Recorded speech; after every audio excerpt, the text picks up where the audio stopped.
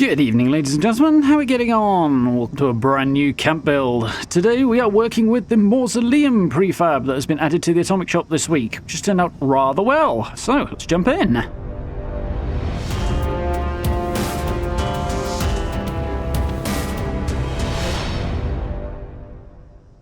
Okay then, yeah, so we've got a Mausoleum prefab along with this bed here, the sarcophagus, I suppose it is, bed, which is quite cool, and it's been an interesting build, this one. Trying to find a place to put this that made sense was difficult, but I'm quite happy with the spots. Let's have a look at where we are. Right here, next to the Riverside Manor. So this is part of a fairly major side quest, and quite a cool one, so worth checking out if you haven't. But you have a little look at where we are there, and this spot you wouldn't think you could build in, being so close to a marked location, but just across the pond here, as we'll see in a second, you actually can, which is quite cool and makes for an interesting camp spot. And it makes sense to have the mausoleum near where somebody would live, as after all, it is a place for somebody to be buried. So, this is where we are. Let's jump into the build. There we go. The mausoleum's already in place. I've decided to use 2 of these. You can put 3 in, but only 2 in this camp because they are reasonably large.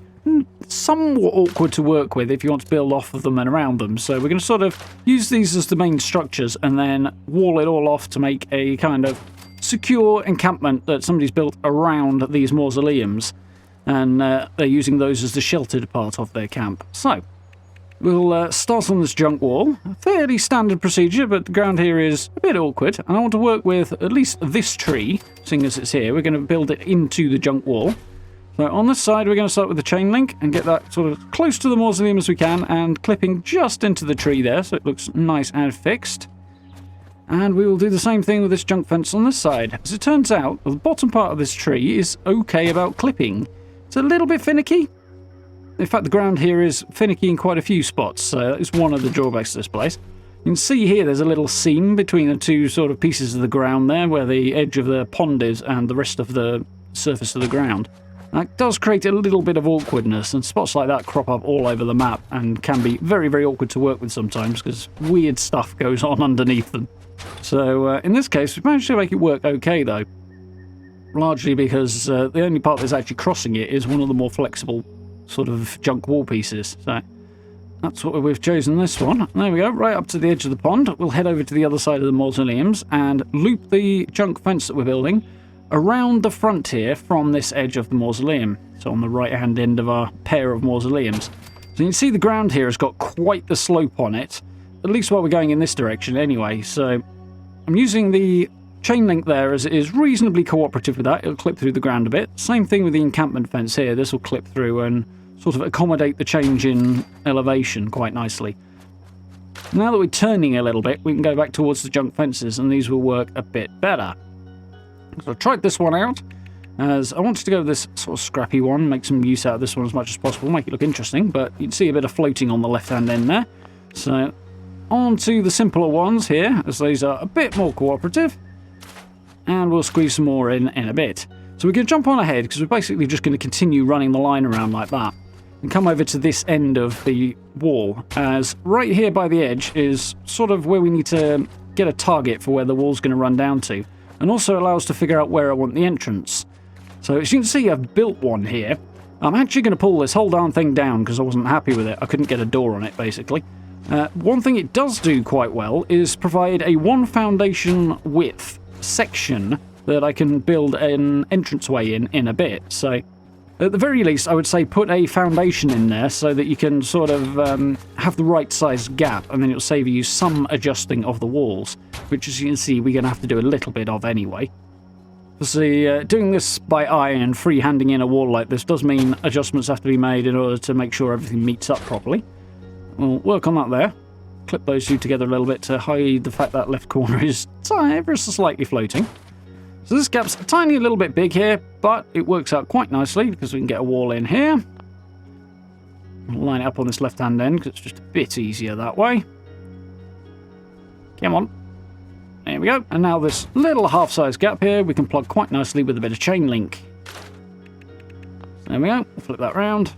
Just carefully position that in. Use the fact that it'll clip a little bit to our advantage. And there we go. Nice and secure. So as I say, that doorway is going to come down in a minute, but we'll jump back to that in just a sec. There's a couple of other things I'm going to do first. Starting with closing up this gap here. It's not too bad as it is, but I do want to kind of seal it off a little bit. So we're going to use a couple of half-sized chain links here, as these will clip slightly through that sort of lip on the edge of the mausoleum there. We'll flip this one around and turn the snapping off so that we can manually place it in, and again, work with that clipping a little bit just to make sure it's as properly closed off as we can get it. I did try with junk fences here, but the gaps on the side where the mausoleums stick out were just a bit much, really. So chain link does the job quite nicely there and makes it look a bit more secure. So heading back inside, back to the water edge here by the pond. This particular sort of curve is a nightmare to work with. There's obviously nothing the same size or shape. So we're going to have to freehand in a fence here. And I'm going to use the iron one so it's a bit lower and we can basically get a view over the water. It's being awkward though, so we'll flip it around. Put it that way around, and the thing will now sit closer to the junk fence. This is going to be a bit of a theme. The sort of thick post on the left-hand end here is much softer in terms of its clipping and collision than the sort of bare end of the railings are. So good to know that if you're working with these. They can be a bit awkward if you're trying to do things the other way around. So I've got a gate in there, so in theory you can sort of get access to the water if you want to. I did think about putting a water purifier in here, but I ended up not doing. So flip that one round, and this is where the problems are going to start to come, because the gap there, as you can see on the right, is just a little bit too small to get this last fence in. So we have to adjust this set of junk fences on the right a little bit to accommodate that. You see that is not going to cooperate. That's way too big an ask, unfortunately. So we'll tweak these just a little bit, make a little bit of extra room. Lots of trial and error required, but it does get us there. Flip back to this small piece, and it's still being rather finicky. So we can place it in about here, but when you actually change the angle a bit, you can see it's not meeting the piece on the left at all. That's because we're trying to push the unposted, I suppose, end of this piece into the post on the left, which just doesn't work. If we swap it round, put that one on the right in, and then move this back in, the soft collision on that thick post actually works for us. It's weird, I don't know, I don't make the rules. But it does work, so a little bit of patience we got there in the end. Speaking of patience, a little bit more required just to carefully position these so that we can close the gap up a little bit better here. And this will jump around like a madman for a minute, but it will eventually, once we get the position just right, close the gap quite nicely. Nearly there. Come on. Nearly. Oh. Almost. One little more adjustment. A little bit over to the right and a bit further forward. There we go. Neat and tidy. Or as neat and tidy as a junk fence gets. So, a couple more pieces I want to do before we head off and decorate. I'm going to put a little structure in on this side using a couple of the porches. I'm going to use the haunted house ones here. Grab a couple of extra foundations so I can drop that first one down a little bit. Yep, drop that down. Now we can snap a couple more in here. Pop that down. Nice. And that sits a bit more flush with the ground then. So we'll grab another porch piece and tuck that on the end. And I'm going to swap these out because I originally put these sort of straight porches in there, but I decided to go for the corner ones as they look a little bit more intentional with the build. And you get the ivy running around two sides rather than just one on these. So we'll flip that around, make sure those meet up. Much neater and tidier. Looks good. Just need to dress it up a bit now and scrappy it up a bit. So a bit of chain link on the back here. This will clip nicely through the posts. I need to adjust it because I can't get this one in. Actually, I'm going to change that one on the left in a minute, but if you get them in the right way around, you can use these quite nicely to close off a porch, which is pretty cool. Doesn't reach all the way to the top, unfortunately, but for an improvised look, it does quite well. This side, however, is much more problematic, as that big stack of tyres on the junk wall there is just not going to cooperate.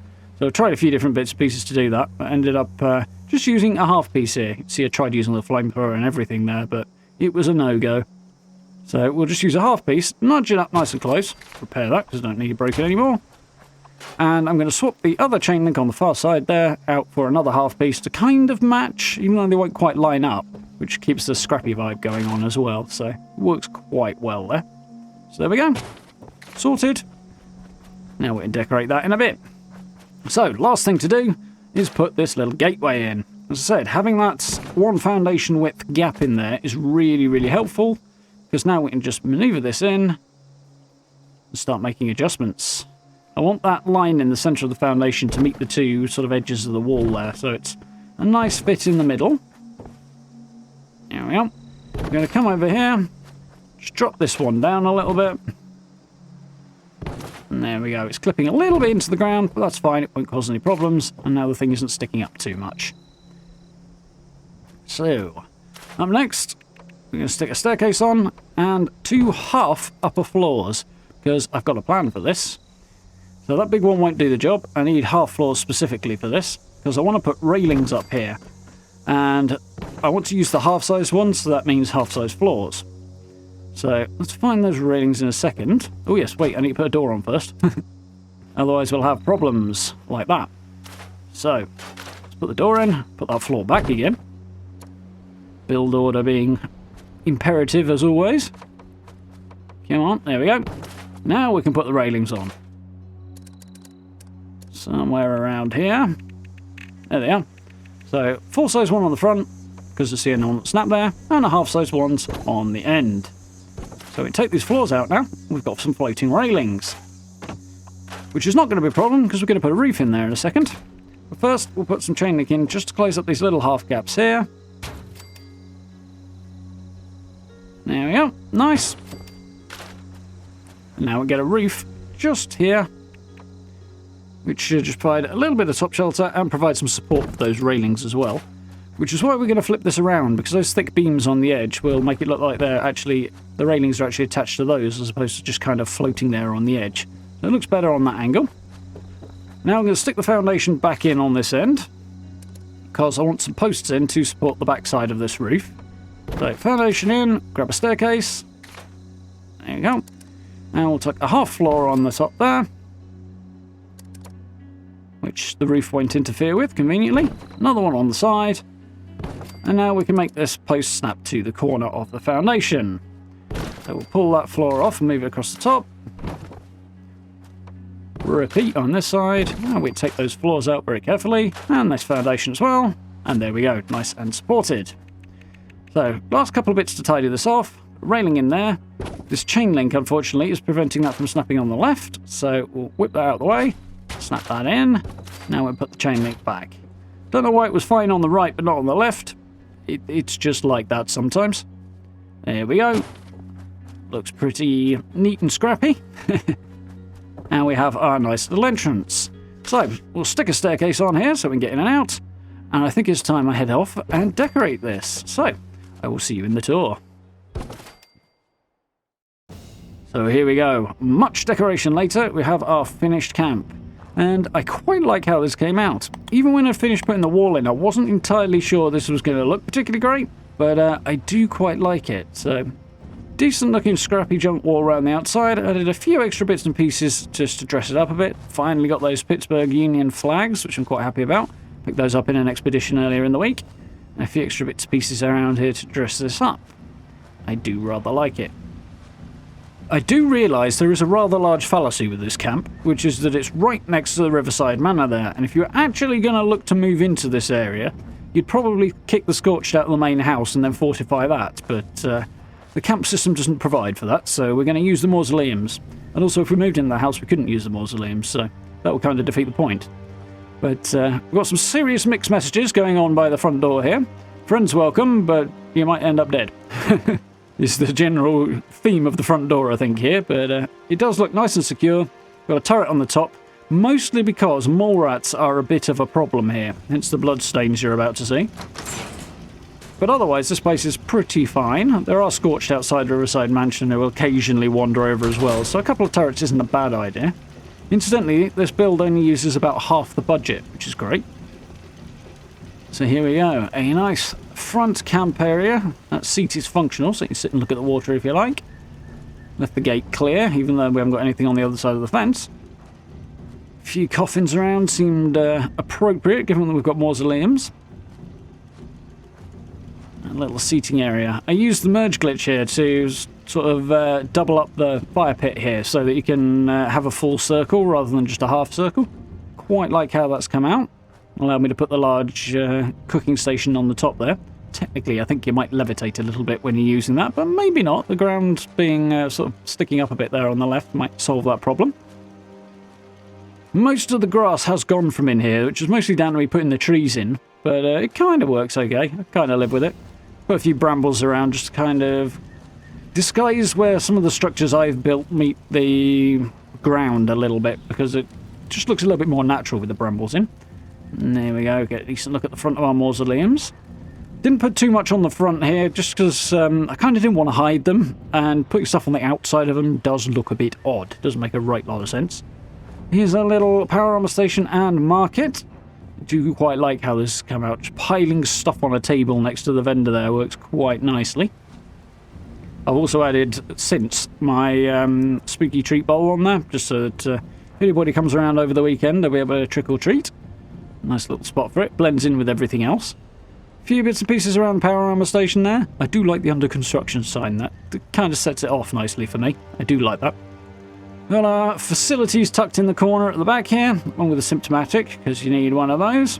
I'm going to have to figure out somewhere to drop a shelter in here, sort of after the fact, because I forgot to do that during the build, and it would be handy to have around, potentially. Mostly because I haven't got a decon arch. But let's have a look at the inside of these mausoleums. So this iron gate here is the one that comes with the prefab. As you see, there's a decent bit of room in here. Not huge, but there's enough. I'll turn this one into a crafting room. And yeah, you just about fit everything in here, which I'm quite happy with. I'm glad I put those two benches on an angle there, sort of sticking out, just to make it a bit more interesting. Change the space up a bit. A few skeletons and burning torches give the right kind of vibe for a mausoleum, even if it is a crafting room. Loads of stuff on the wall. I really like the scratches on the wall and the inside here. It gives that vibe of something was in here and wanted to get out. It's very Halloween. I do like it quite a lot. Yeah, that top coffin, by the way, is also a stash box, which is a nice win. That was added last year sometime, or presumably around about Halloween, and quite fun to use. We'll close that up and move on to the next one. Drop that Brotherhood statue in, just cause I had a big gap to fill up there. It looks quite cool. I don't use it very often. Little trick here, by the way. You can see those two flowers are sticking out of the ground here. It's because they're in pots that are technically sitting on the stairs. And because the stairs continue under the ground, they kind of drop down in. And if you get the right height, you can get flowers growing out the earth. It looks quite nice. I thought I'd capitalise on that there. Let's head on in. So this one is kind of a living room. You saw there's the sarcophagus bed thing there, which is quite a fun little thing. It's got a good animation on it. I like that a lot. Just saw at the start there. And I've crammed in a whole load of living space type stuff in here.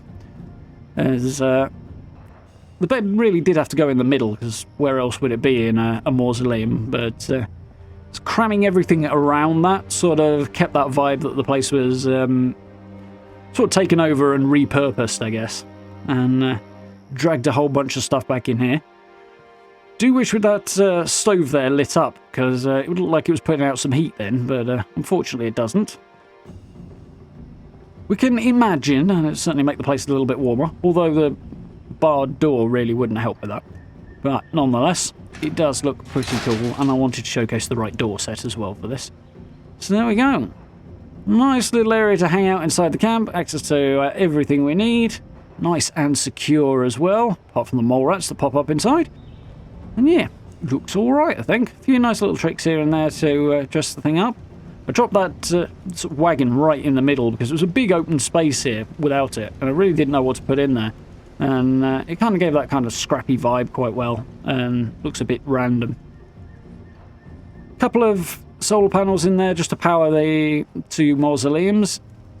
Didn't really need to power them, basically because I didn't go for electric lighting, but if you do want to, they do work for that quite nicely. The conduit on the corner actually covers the whole mausoleum in these particular prefabs, which is better than some of the ones we've had recently. I mean, they've been nice, some of the recent ones, but the power has been an issue. Oh, we'll sort of make our way slowly back out. Yeah, it's not a bad spot, this. I've seen people build here before. Never actually got round to it before myself, and as I say, it makes sense to have the mausoleum near where people live, because it wouldn't be out in the sticks, really. But there we go. I'm sure somebody will come up with a cool way of making it work out in the middle of nowhere as well. So, I do hope you enjoyed that little look around this camp. I had quite a lot of fun with this one. Pleased with how it came out. If you did like the video, please drop likes and subs for me. I very much appreciate it. Hit that notification bell as well. And down below, of course, social media links, merch store, channel memberships all really help the channel out as well if you're interested in that. I very much appreciate. And do join us for live streams as well if you get the chance. We are having a lot of fun with those. But for now, thank you very much for watching. And I look forward to speaking to you all very, very soon.